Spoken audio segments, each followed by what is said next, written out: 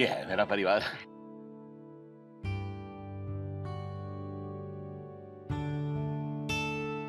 आओ विराजो। आ जाओ आ जाओ। वाह भी आ जाओ।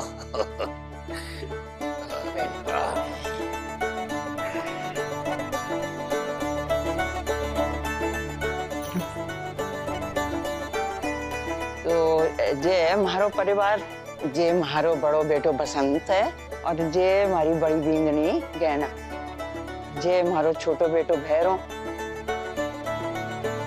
नमस्ते। इसकी घरवाली अमेरिका गई है। हमारी बड़ी जीजी की तबीयत ठीक ना है ना, तो उनकी देख रेख करने गई है अमेरिका। और मैं आनंदी की दादी सा। ये तुम्हारी उम्र देख के ही जान लियो वो सबने। चलिए मैं भी आपको अपने परिवार से मिला देता हूँ। ये मेरा सबसे बड़ा बेटा आलोक और ये इसकी पत्नी इरावती और ये मेरी छोटी बहू मीनाक्षी और ये मेरा लाडला पोता शिव और मैं इस हैंडसम से पोते का हैंडसम सा दद्दू मेजर प्रेम किशोर शेखर, रिटायर्ड। 50 साल देश की सेवा की मैंने, अब अपने परिवार की सेवा कर रहा हूं। मासा, आनंदी से बात नहीं हो पाई, फोन नहीं उठा रही है वो। आती ही होगी। ठीक है, तब तक तू चाय नाश्ता लगा। जी। दादी जी सॉरी, वो बिना बताए हम लोग यहाँ पर आ गए और वो भी इस वक्त। वो क्या है कि मुझे पता ही नहीं था कि ये लोग यहाँ पर आने वाले हैं। आकर मुझे सरप्राइज कर दिया। फिर मैंने जब आनंदी के बारे में बताया तो बस सब जिद करने लगे कि नहीं, आनंदी से अभी मिलना है। इसीलिए ये हमारा शिव भी ना बहुत ही शर्मिला है। अरे भाई क्या जरूरत क्या है इसमें माफी मांगने की, कोई बात ही नहीं माफी मांगने की। भाई रोक रहा था हम सबको यहाँ आने से, क्या लगा आज क्या मिलना कल मिल लेना। अरे ऐसे कैसे कल मिल लेना, मैंने तो कह दिया मिलना तो आज ही है बेटा। हाँ देखिए बुरा मत मानिए, मेरा मानना तो ये है कि बिना खबर करके अगर किसी के घर में जाओ ना तो उस इंसान की और उसके घर की असली तस्वीर सामने आती है। असली सूरत तभी पता चलती है। कुछ तैयारी वैयारी करने का और घर का हुलिया बदलने का मौका ही नहीं मिलता। मैं तो अक्सर ऐसा ही करता हूँ।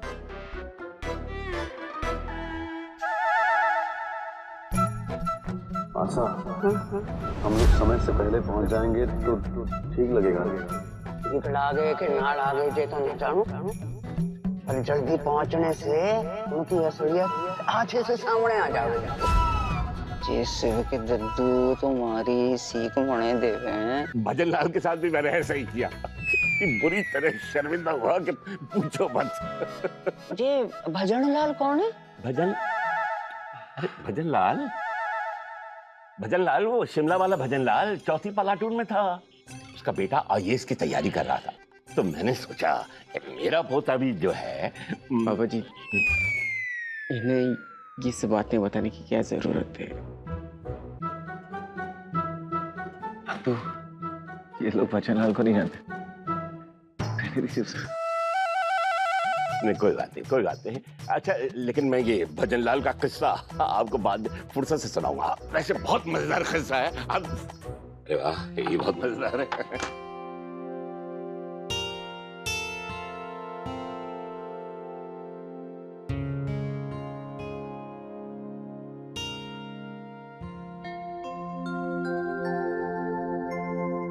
आप बहुत सुंदर लग रही हैं।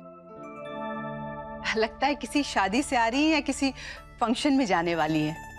ना ना ना, कोई शादी ब्याह ना है, कजली तीज का बारात है ना आज, इसीलिए हमारी बींदनी ने हार श्रृंगार कियो है। अच्छा, तो आप लोग कजली तीज मनाते हैं? हमारे यहाँ तो श्रावणी तीज और हरियाली तीज मनाई जाती है, बहुत मानते हैं हम लोग।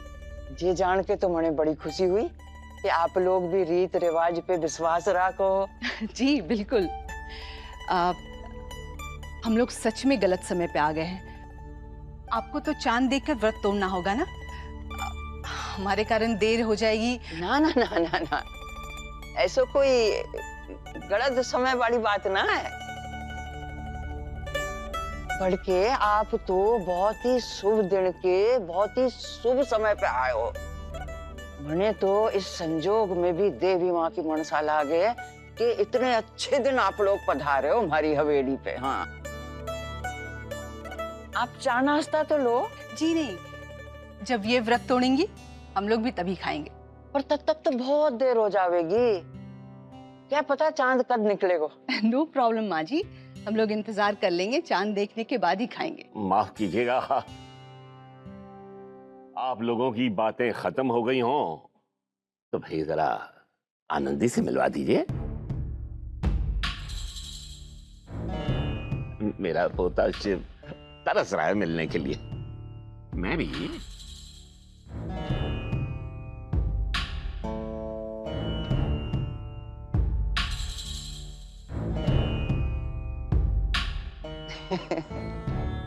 बात ये है कि आनंदी घर पे ना है, बाहर गई है। घर पर नहीं है? इतनी रात तक बाहर? मैंने तो सोचा था कि गांव की, छोटे शहरों की लड़कियां, औरतें सूरज ढलने से पहले ही घर लौट आती हैं।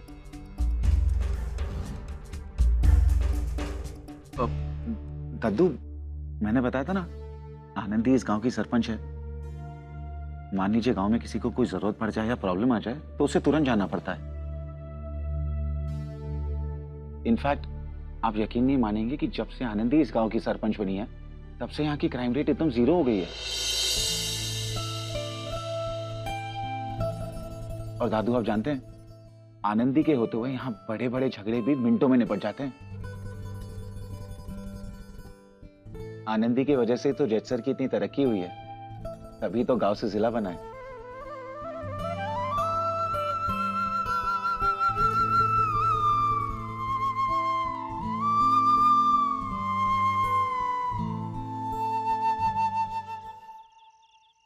बहुत देर हो गई, लेकिन रश्मि को हॉस्पिटल ले जाना भी तो जरूरी था ना। दवा शुरू करते ही आराम मिल गया उसे। घर से फोन आता।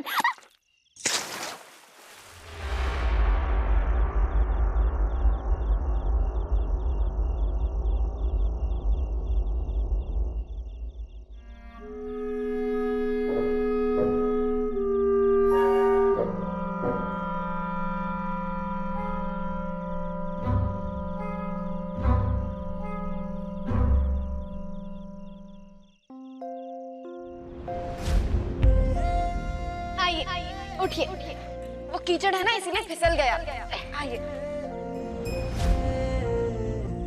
ये क्या आनंदी, दूसरों को कीचड़ से निकालते निकालते खुद ही कीचड़ में गिरने लगी।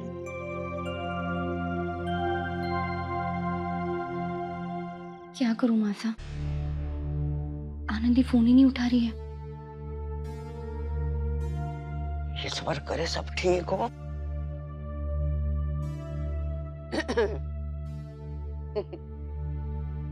बस अभी आ जावेगी छोरी, आती होगी, बस किसी भी क्षण आ जावेगी।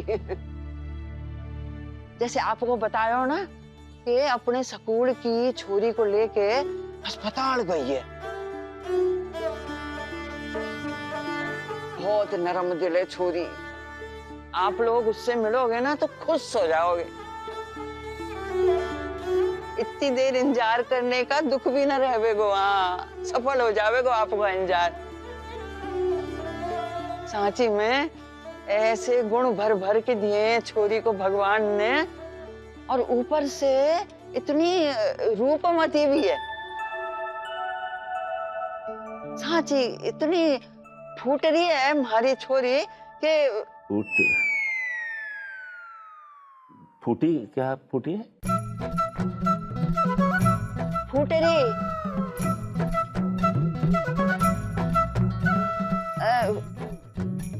फ्रूट फूल।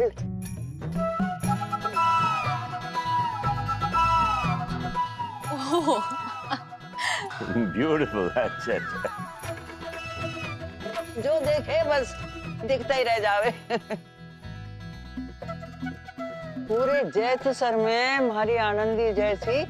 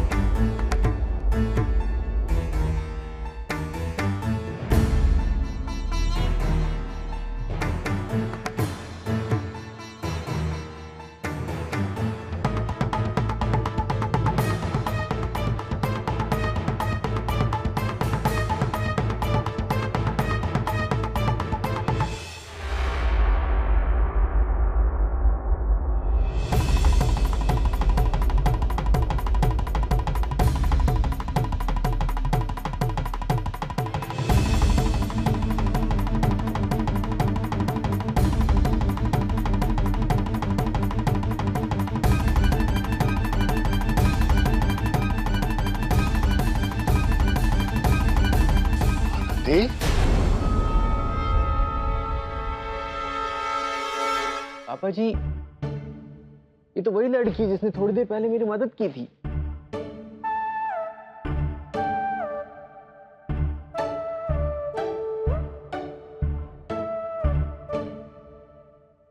क्या हुआ तुम्हें? क्या उन बदमाश लड़कों ने तुम्हारे साथ भी शरारत की? हाँ? नहीं, वो मैं खुद ही फिसल गई।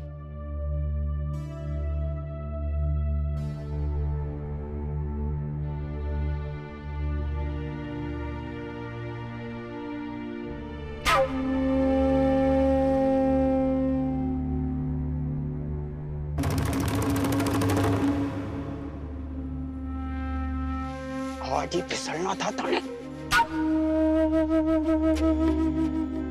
चल भीतर चढ़ हमारे सामने।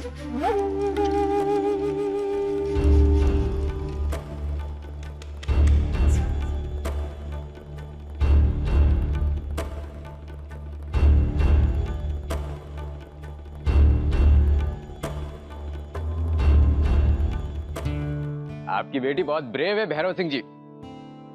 थोड़ी देर पहले गांव के कुछ लड़कों ने वो रस्सी बांधकर मुझे कीचड़ में गिरा दिया, तो आपकी बेटी ने क्या क्लास ली उनकी। मेरी भी काफी मदद की। बहुत ही प्यारी बच्ची है।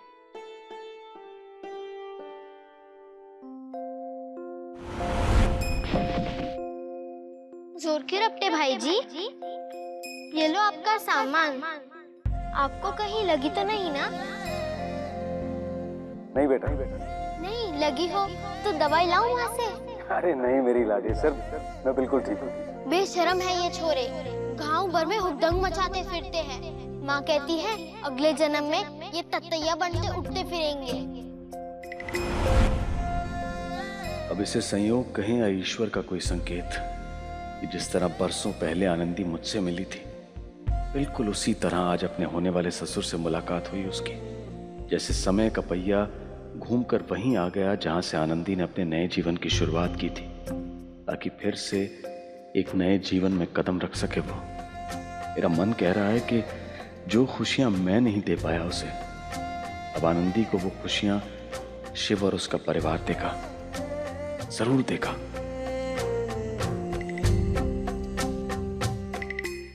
दादी साहब, आपने ऐसे अचानक क्यों बुला लिया इन लोगों को? कम से कम मुझे बता तो देती। अरे मुझे खबर होती तो तूने जरूर बताती। कम से कम बाहर से मुंह धो के तो आती तू। हम तो भरत खोड़ने के लिए चंद्रदेव के पधारने की राह देखे थे, तो पधार गए जे लोग।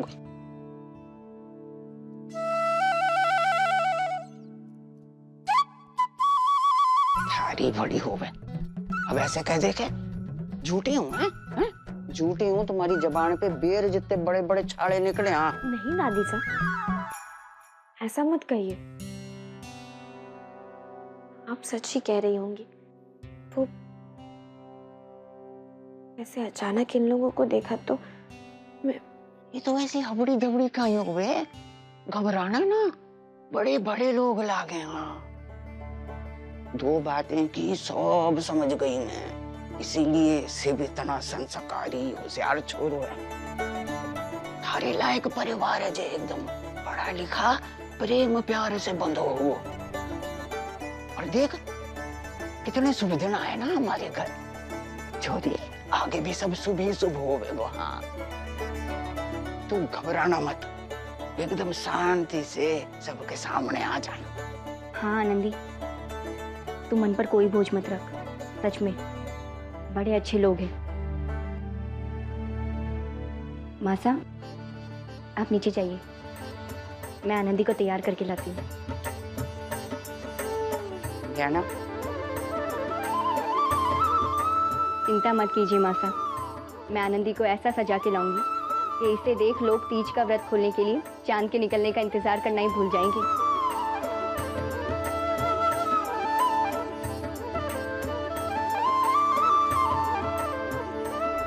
लड़ाई तो मैंने लड़ी थी 1971 में। आई टेल यू, अच्छा मैं अगर आपको किस्से सुनाऊंगा ना, कांप जाएंगे आप। दुश्मन हरे भरे गार्डन में कटीली झाड़ियों की तरह यहां वहां उगा पड़ा था। मैं तो उस वक्त लांस नायक था, बाबू सिंह की पोस्टिंग हुई थी मेरे साथ।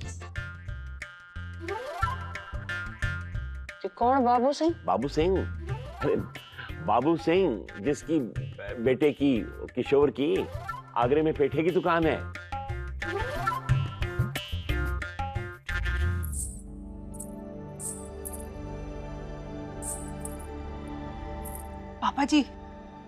पापा जी आनंदी आ गई।